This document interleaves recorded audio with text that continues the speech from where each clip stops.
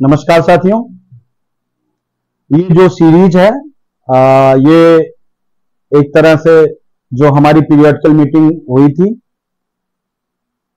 8 अप्रैल और 14 जून, और भी वीडियोज हैं।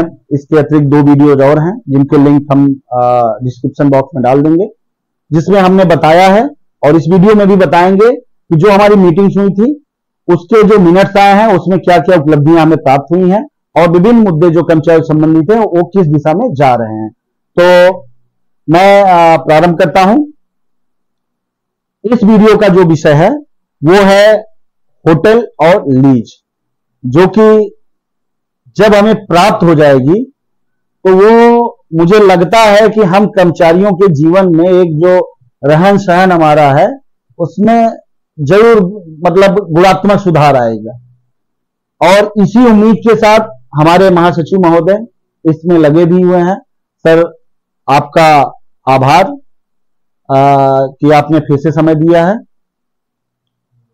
और साथ ही मैं बात करूंगा सैंक्शन स्ट्रेंथ की, सीजीजी रिपोर्ट्स के ऊपर जो एक सैंक्शन स्ट्रेंथ की फिर से रिवैल्यूएशन के लिए जो कमेटी बनी थी उसका क्या जो है स्टैंड रहा, उस पर क्या हो रहा है।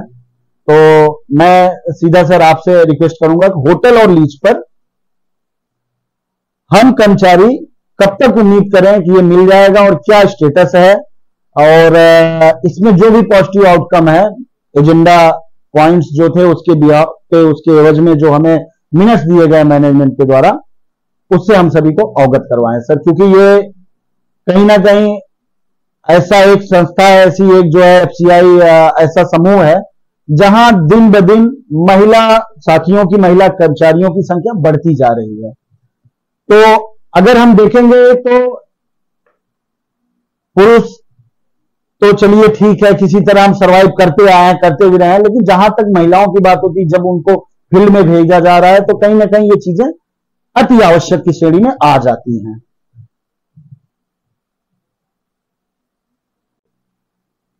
आशीष जी, धन्यवाद आपका।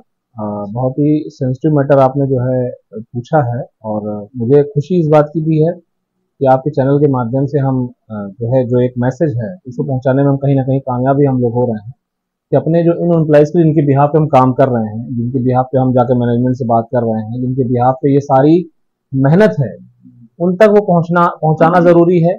और फिर मैं पीछे जो मैं बोल चुका हूँ इस बात को भी कि अगर हम सेना हैं, एक सेना है, अगर सेना में अगर जो हमारे सैनिक हैं अगर वही भ्रमित कर दिए जाएंगे तो हम कोई भी लड़ाई हम लड़ेंगे वो हम हार जाएंगे। तो ये मैसेज ना हमें देना है, ना इस चीज़ को हमें कभी अपनाना है। ठीक है, तो इस चीज़ के लिए मैं आपका जो है बहुत आभार व्यक्त करता हूँ कि आपने जो है एक अच्छा जो है प्लेटफॉर्म चुना है अपने बात को वहाँ पहुँचाने का। और हमें इस बात पे भी जो है एक बहुत अच्छा प्लेटफॉर्म ये होता है कि ना हमारे अंदर कोई इस बात का, भाई देखो, डर नहीं है। हम कोई बात, जो बात कमरे के अंदर है वही कमरे के बाहर होगी, कोई बात छुपाने वाली नहीं होगी। जो बात हमने जो है मैनेजमेंट से की है वो अपने एम्प्लॉयज तक बताने में कोई शर्म नहीं होनी चाहिए। कहीं अगर हम कमजोर पड़ रहे हैं अगर मैनेजमेंट के सामने, तो हमें एम्प्लॉयज को बताना चाहिए, क्योंकि परिवार है। अगर परिवार का एक मुखिया कहीं बाहर कमजोर पड़ रहा होगा तो अपने परिवार में आकर जब उसको शेयर करेगा तो उसका पूरा परिवार उसको मिल करके सपोर्ट करेगा। ये एक सिचुएशन हो सकती है। तो हर बात को हमें शेयर करना चाहिए, चाहे वो कैसी भी बात हो।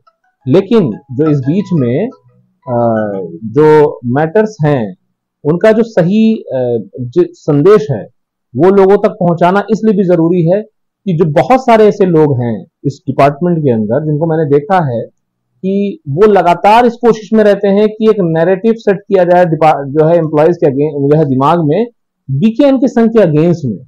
और मुझे ये नहीं समझ में आता कि वो नैरेटिव सेट करने का उनका एजेंडा क्या है, आखिर ऐसा उनको क्या मिलेगा। अगर उनको रिकॉग्निशन की भूख है कि उनको ये भ्रमित करके वो रिकॉग्निशन पाना चाहते हैं, तो मुझे बड़ा डर लगता है ऐसे लोगों से कि अगर वो रिकॉग्नाइज हो जाते हैं, मान लीजिए एक ईश्वर ना करे ऐसा कभी होगा कि जो है वो रिकॉग्नाइज अगर हो जाते हैं, तो वो सर्विस कंडीशंस के साथ हमारे क्या होगा। आप तो खुद देख रहे हैं कि जिन चीजों से हम डील कर रहे हैं, हम लोग जिन चीजों में हम लोग आज हर चीज अस्तित्व पे जो है टिकी हुई है, कि हर लड़ाई अस्तित्व की आ गई है। ये पहले का समय और अब के समय में बहुत फर्क है। आज वर्किंग हर चीज को जो है कहाँ बैठ करके, हेडक्वार्टर का बंदा बैठ करके वो यहाँ के लोगों का काम एक क्लिक पर देख पा रहा है। कि हमारा एम्प्लॉय क्या कर रहा है।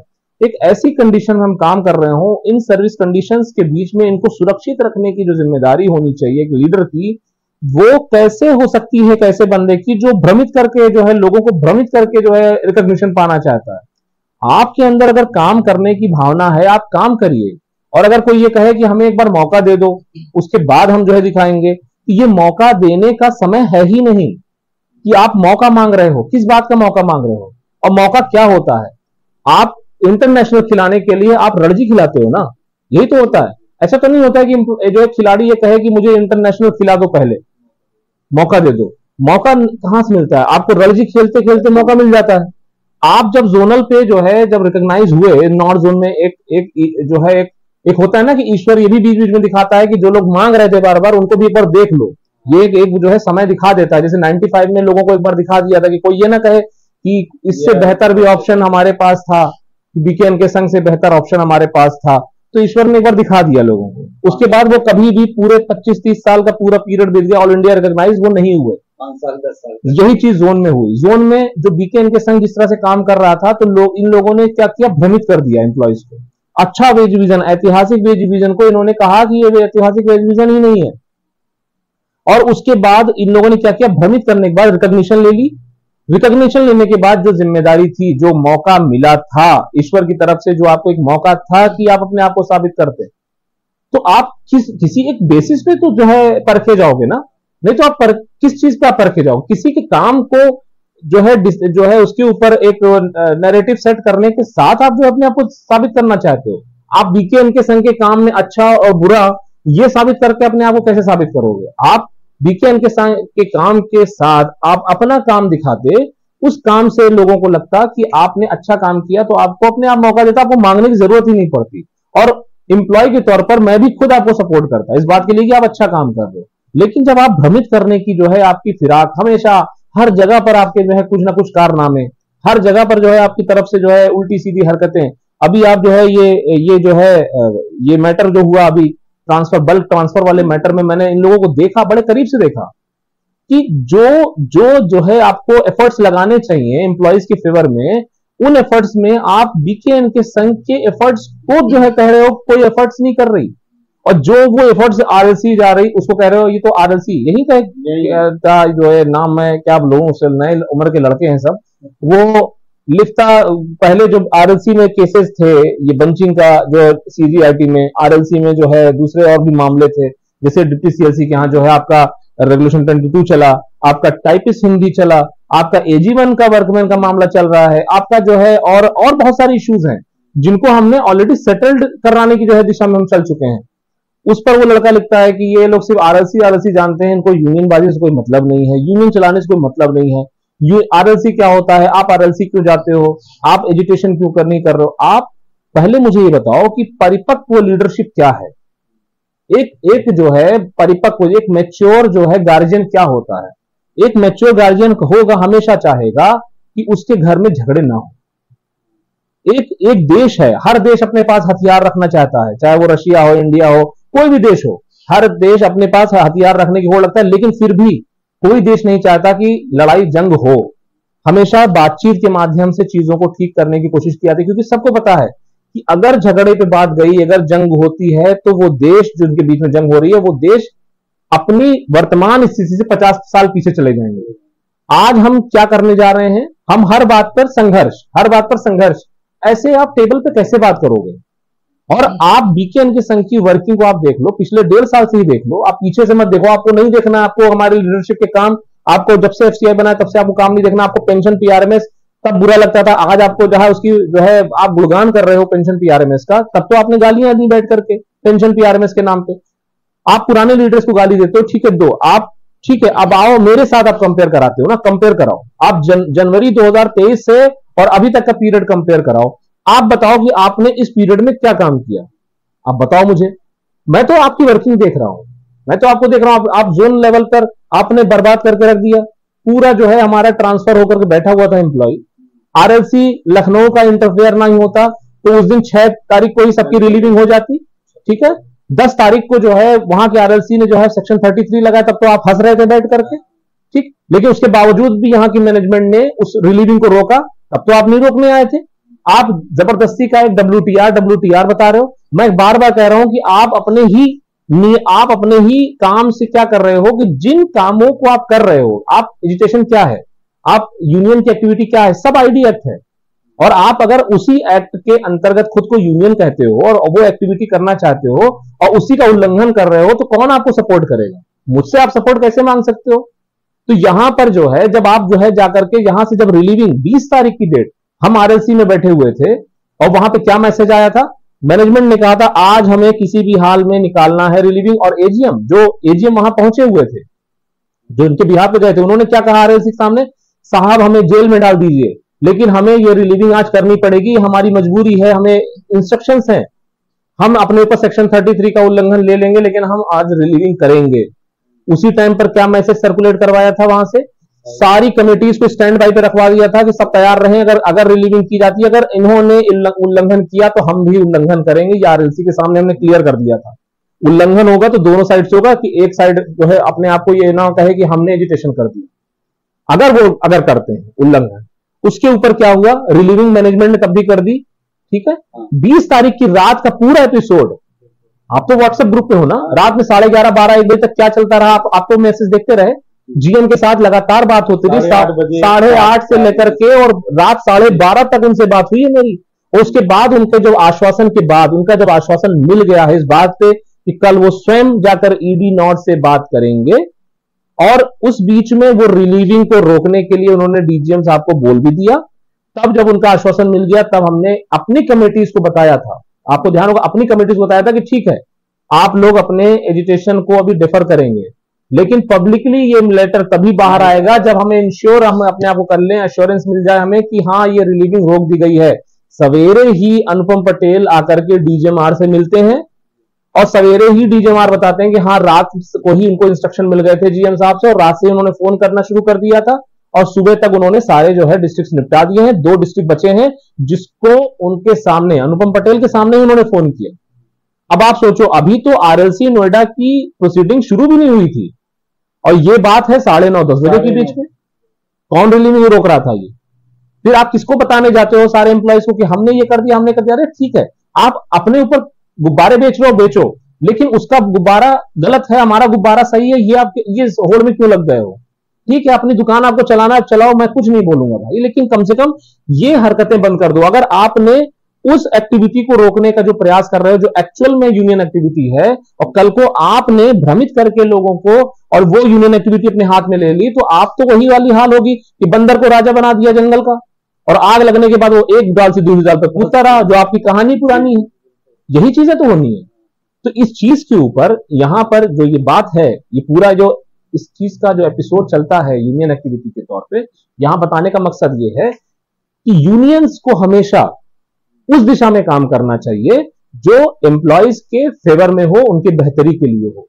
अब आप आते हैं होटल के ऊपर, ठीक है, मैं फिर यही कहता हूं, जब मैं कंपेयर तो आप यहीं से कराऊंगा, जनवरी से ही कंपेयर करूंगा, पीछे का मैं कंपेयर ही नहीं करूंगा। और अगर आप 5 साल का हिसाब मांगोगे तो मैं 50 साल का दूंगा, 5 साल का मत मांगो, 50 साल का पूरा हिसाब दूंगा। लेकिन मुझे 1 साल के बीच में जो मुझे मिला है, मैं उसका एक्सपीरियंस तो आपको लोगों को बताऊंगा ही बताऊंगा। जनवरी 2023 को जब मैं जनरल सेक्रेटरी बन के आता हूं और डायरेक्टली डील करना शुरू करता हूं मैनेजमेंट के साथ, अपनी टीम के साथ, ठीक है, और मेरी टीम के साथ जब मैं काम शुरू करता हूं, वहां मैं अपनी आंख से देख रहा हूं कि मैनेजमेंट से पहली मीटिंग जब हुई 14 मार्च 2023 को, पीरियोडिकल, हमने कहा डीलिंग का आइटम हमारे सब पेंडिंग पड़े हुए हैं, इसको ओपन करके इसको ठीक करिए, सारे के सारे, हमारा होटल पेंडिंग पड़ा है, ठीक करिए। अब आपको बताता हूं यहां 14 मार्च 2023 की डेट से पहले का क्या एपिसोड है, 14 मार्च 2023 के बाद क्या कहानी शुरू हुई।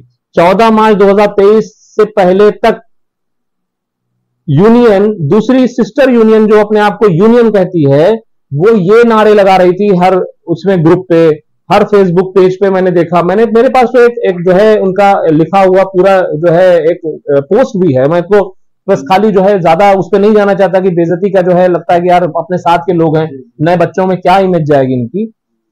2023 जनवरी 2023 के पहले तक, मार्च 2023 से पहले तक, इवन मई 2023 से पहले तक, मैं यहां तक आ गया, मई 2023 से पहले तक यही यूनियन कहती रही होटल कहां है, होटल क्यों नहीं मिल रहा है। ठीक है, 2021 की एक मीटिंग हुई थी, 2021 में मैं जा रहा हूं इसलिए दिखाने के लिए कि इन्होंने लेटर में ये बात लिखी हुई है।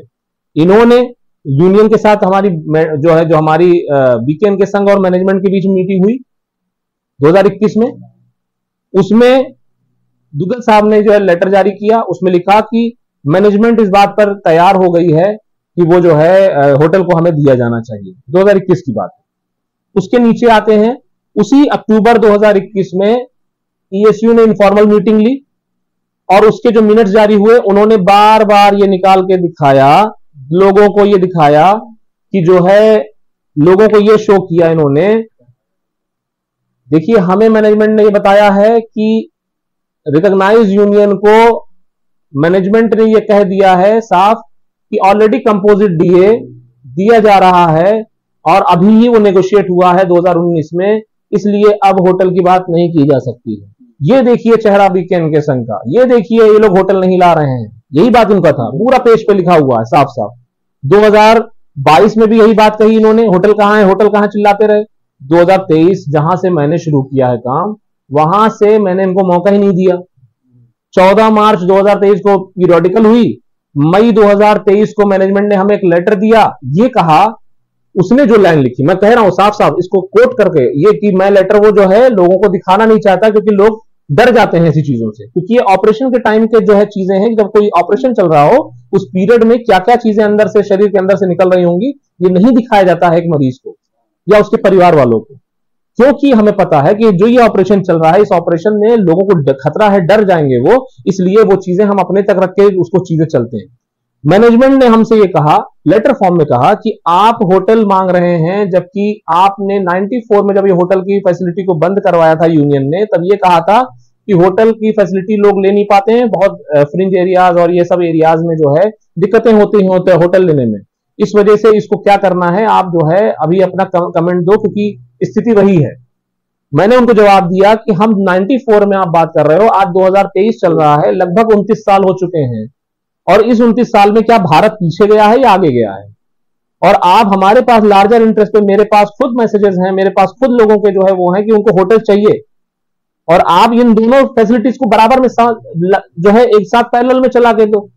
मैनेजमेंट ने फिर क्या किया, मैनेजमेंट ने 5 जून 2019 को एक मीटिंग अरेंज की, उसमें होटल और लीज दोनों के ऊपर बात उन्होंने की, और होटल और इसके ऊपर पूरा मैंने डिटेल बता चुका हूं कि वो क्या क्या हुआ। मैनेजमेंट का बिल्कुल मन नहीं था होटल देने का, ये स्टैंड मैनेजमेंट का था कि आप होटल क्यों ले रहे हो, लोगों को दिक्कत होगी, ये मैनेजमेंट का स्टैंड था। इनका स्टैंड क्या था कि होटल हमें कहां मिल रहा है, होटल तो मिल ही नहीं रहा, बीकेएन के संग होटल दिला नहीं रहा। 5 जून की मीटिंग की शाम जब हमने ये मैसेज डाल दिया कि होटल के लिए प्रिंसिपली तैयार हो गया मैनेजमेंट, वो पूरा हमने एपिसोड बता रखा है, जिसको देखना है वो आपके जो है उसमें जाकर के देख लेगा। उसमें जब यहां से आते आते जब इनका एक सर्वे भी इन्होंने चलाया, उस सर्वे में क्या क्या बातें लिखी, वही बात लिखी जो मैनेजमेंट कह रहा था। यानी मैनेजमेंट अब जो बात हमसे नहीं कह पा रहा, वो बात इनके मुंह से निकलवा रहा। इनका स्टैंड क्यों बदल गया?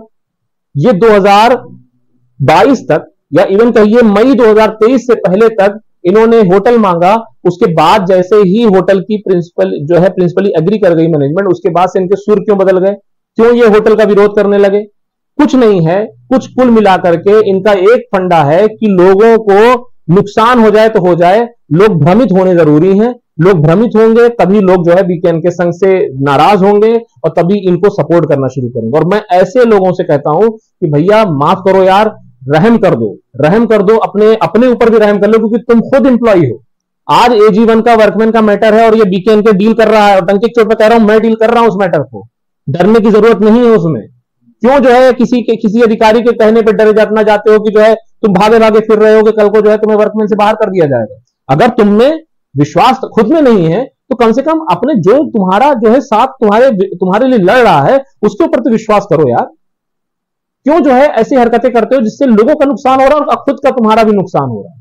तो ऐसी चीजों के ऊपर मैं फिर कह रहा हूं, यहां पर इनकी बातों से, इनकी हरकतों से बचे रहने की जरूरत है। होटल जो रेट्स आएंगे उसके ऊपर हम नेगोशिएट भी करेंगे। अभी हम पहले रेट्स आने दीजिए। होटल की जो है ऑलरेडी उसमें दे दिया गया है आपके मिनट्स में कि वो प्रपोजल जो है पूरा तैयार हो चुका है, CMD साहब के पास भेजा गया है। अप्रूवल आते ही वो हमें प्रोवाइड कर दिया जाएगा। उसके बाद अगला स्टेप हमें लेना है कि हमें उसके साथ कैसे आगे बढ़ना है, पहला। दूसरा, लीज के ऊपर पूरा एपिसोड हम आपको बता चुके हैं क्या क्या हुआ था। लीज के ऊपर आज भी मैनेजमेंट पॉजिटिव हो चुकी है। लीज को आपको यहां तक पहुंचा करके हम फिर ये कह रहे हैं, ईश्वर ने चाहा तो बहुत जल्द लीज की फैसिलिटी भी एम्प्लॉयज के पास आ जाएगी। उसे किसी बात से डरने जो है घबराने की जरूरत नहीं है। पीएसयूज में जो उनके चल रही है स्कीम, उससे बेहतर हमारे पास स्कीम मौजूद होगी। मैं इसके लिए अपने सारे साथियों को आपकी इस चैनल के माध्यम से भी आश्वस्त करता हूं। और जिस भी जो है एम्प्लॉय को लगता है कि उसे कोई कंफ्यूजन है, तो वो डायरेक्टली जो है इस सवाल को चाहे आपके माध्यम से चाहे मेरे तक ये जो है किसी तरह पहुंचा दे, तो मैं उसको समझा दूंगा कि इस मामले में उसे जो है डरने या किसी के भ्रम में आने की जरूरत नहीं है। ये दोनों ही चीजें आपकी थी और आप ही की हैं और आपके पास रहेंगी। और कौन ऐसा है जो नहीं चाहेगा कि उसको होटल मिले? कौन ऐसा है जो नहीं चाहेगा कि जो है उसके पास जो है वो लीज की सुविधा जो है रहे? तो ऐसा कोई नहीं है, सब चाहते हैं कि उसके पास रहना चाहिए। तो फिर क्यों ये लोग चाहते हैं कि होटल नहीं रहना चाहिए? इसका मतलब है कि ये चाहते हैं कि लोगों को वो ना मिले जो बीकेएन के संग दिला रहा है। वरना जो है ये कहीं सेट हो गया कि बीकेएन के संग ने कर्मचारी को दिला दिया तो इनका एजेंडा पूरा नहीं होगा। और इलेक्शन में सिर्फ इनका क्या टारगेट है, मैं आपको फिर बता दूं, इलेक्शन में इनका टारगेट पंजाब रीजन जीतना है और नॉर्थ जोन में कोशिश करनी है कि नॉर्थ में जीतना है, क्योंकि प्रोक्योरमेंट वाले ही एरिया में इनको रिकॉग्नाइज रहने का पूरा सपना है इनका। और अगर ये फिर से होता है, मैं फिर बता रहा हूं, जोन में अगर ये रिकॉग्नाइज होकर इस बार आ गए तो कर्मचारी अपना बोरिया बिस्तर बांध के रखे, उसके बाद उसका ईश्वर ही मालिक है। ठीक है, तो इसलिए लोगों को अपने उसमें जो है इस बात के लिए तैयार रहना चाहिए। अपने जो है डिस्क्रिशन का इस्तेमाल करें, अपने विवेक का इस्तेमाल करें। लोगों में जो भी मैसेजेस इस तरह के आते हैं भ्रम करने वाले, तो वहां कम से कम उसका एक जो फैक्ट चेक जिसको कहा जाता है उसको चेक करने के लिए कम से कम एक सेकंड ओपिनियन जरूर ले लें। और अगर बीकेएन के संघ का कोई जो है सदस्य है, उसको जो है उसके ऊपर विश्वास रखने वाला मेंबर है, तो वो तो ऑलरेडी उस बात को नहीं मानेगा। लेकिन जो न्यूट्रल बंदे हैं, जो यूनियन की एक्टिविटीज से थोड़ा अपने आप को दूर रख रहे हैं, या वो जो नया बच्चा है जिसको अभी नहीं पता है क्या है, तो वो कम से कम उस तक वो बात पहुंचानी जरूरी है। और ये मैं अपने सारे जितने भी हमारे जो है लोकल लीडर्स हैं, जो हमारे जोनल सेक्रेटरीज हैं, जोनल प्रेसिडेंट्स हैं, रीजनल हेड्स हैं, उन सब की जिम्मेदारी बनती है कि अपने लोगों तक, जो भी कर्मचारी है वहां तक ये मैसेज जरूर पहुंचाए। हम अपने सारे मेंबर्स की जो सर्विस कंडीशंस हैं उनको सुरक्षित रखने का जो बीड़ा बीकेएन के संघ के पास है, शुरू से था और जब तक हम हैं तब तक हमारे पास रहेगा। धन्यवाद। तो साथियों, आपने देखा कि बीकेएन के संघ का क्या स्टैंड रहा है शुरू से होटल और लीज की फैसिलिटी पर। वो आप जो है डायरेक्ट हमारे आदरणीय महासचिव महोदय के मुखारबिंद से सुने हैं। जिन वीडियोज का उल्लेख उन्होंने किया है, इससे पहले जो डिटेल एक लंबी लड़ाई रही है होटल और लीज फैसिलिटी की, उन वीडियोज को जो है उनका जो लिंक है हम ये सुनिश्चित करेंगे कि आपको डिस्क्रिप्शन बॉक्स में मिल जाए। तो एक बार पुनः जाके देख लीजिएगा, इससे यथास्थिति क्लियर हो जाएगी। और निकट भविष्य में जल्दी ही होटल्स के रेट्स भी फाइनल हो रहे हैं, जैसा कि सर ने बताया, और लीज भी आपकी है, आपको मिलेगी। बस मैं यहां इतना ही कहना चाहूंगा। अभी हाल फिलहाल में आप लोगों ने देखा WTR एक चल रहा था, WTR चल रहा था जिसका कोई वैलिड ग्राउंड नहीं था, कुछ नहीं था। कुछ वीडियोज भी आई जिसमें एक तथाकथित जो अध्यक्ष हैं, पहले ये आरोप लगाए जाते थे कि हम रिटायरीज को ढो रहे हैं। आज क्यों ढोया जा रहा है मेरी समझ के परे है। और ऐसे इंसान को ढोया जा रहा है जो अपने बाहर के पॉलिटिकल एजेंडा को पूरा करने के लिए एफसीआई के मैन पावर को एफसीआई के मैन पावर का संसाधन का मिसयूज करने पर उतारू है, अपने पॉलिटिकल कैरियर को सेट करने के लिए बाहर कहीं और। आपने वो वीडियोज भी देखे होंगे। मेरी तो समझ में नहीं आता ये WTR क्यों हो रहा था, कि जो नारे लग रहे थे कि चोर और ये क्या क्या नारे लग रहे थे कि भाई स्पेस क्रिएट करवाने के लिए पैसों की डिमांड की जाए, नेगोशिएशन चल रहे हैं, ये WTR होता है। अरे भैया, आप खत्म कर रहे हो, कर्मचारियों का विश्वास खत्म कर रहे हो। WTR एक बहुत ही पवित्र और बहुत ही मारक अस्त्र होता है ट्रेड यूनियन के लिए, कि ये ऐसा अस्त्र है जिसके माध्यम से हम लोगों ने बीकेएन के संघ के कॉमरेड्स ने कई बार घुटने पे लाया है मैनेजमेंट को। आपने क्या किया, खुद घुटने पे घूमने लगते हो 4 दिन, उससे पहले 2 दिन जो है कहते हो वीकेंड के साथ नहीं दे रही है, उसके बाद चौथे दिन जो है जाके कोर्ट उसको इलीगल। कोर्ट में जब आप घुटनों पे आ जा रहे हो, मैं सवाल यह है कि अगर आपको पता था ये होने वाला है कोर्ट में, तो आपने कैविएट क्यों नहीं फाइल किया, और नहीं पता था फिर से एप्लीकेशन लगा दीजिए। और जब दोनों चीजें नहीं पता है जो है, तो कहां कर्मचारी जिंदगी से खेल रहे हो, कहां यूनियन चला रहे हो आप, और ये इलीगल चीजों में क्यों इन्वॉल्व कर रहे हो, महज इसलिए कि इन एक्टिविटीज के लिए आपको चंदे मिल जाएं अपने पर्सनल एजेंडा को पूरा करने के लिए। बंद करो ये गलत धंधे, इससे हमारा नुकसान होता है, हमारे जैसे बीकेएम के संघ संस्थाओं का नुकसान होता है जो वाकई में कार्य करती है। वहां से जो भी विश्वास उड़ जाता है, वक्त रोल पे कौन विश्वास करेगा। और एक चीज और, इन केस जो एससीएन मिल रहे हैं अलग अलग कर्मचारियों को, उनके खिलाफ जब आपका मुहिम इलीगल घोषित हो चुका है, जो एफसीआई को नुकसान हुआ है, अगर फाइनेंशियल सूट दायर कर दे तो उसका जो है जवाबदेही किसकी होगी, आपकी होगी।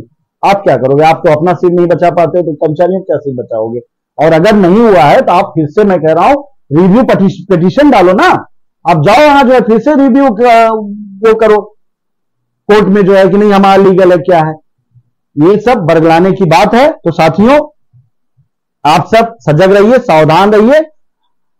जिन लोगों ने आरएलसी और इन सब संस्थाओं में जाने की हमारे स्टेट की खिल्ली उड़ाई, यही मैं कहूंगा कि यही आरओ लेवल पे घूम घूम के लोग कह रहे थे 20 तारीख को, अरे अब नहीं होगा, रिलीविंग हो जाएगी। इनके लोग कह रहे थे, जो बड़े पदाधिकारी यहां यूपी के हैं वो कह रहे थे। मेरे पास फोन आए कि आम कर्मचारियों की कैसे हो रहा है। तो बंद करो ये सब। साथियों, आप सब अपना प्रेम विश्वास ऐसे बनाए रखिए। और मिर्जापुर पंचायत ये सब सीरीज मुझे पूरी उम्मीद है आप लोग निपटा रहे होंगे, रात रात भर निपटा दे रहे होंगे। तो ये आपके जीवन से जुड़ी हुई चीज है। इस वीडियो को देखिए, जिससे आपको जो है ज्ञान मिलेगा और कुछ हम सभी का भी जो है उत्साहवर्धन होगा, जिससे हम कि छुट्टी के दिन हम सर से रिक्वेस्ट करके यहां बैठते हैं, चीजें आप तक पहुंचे। धन्यवाद साथियों।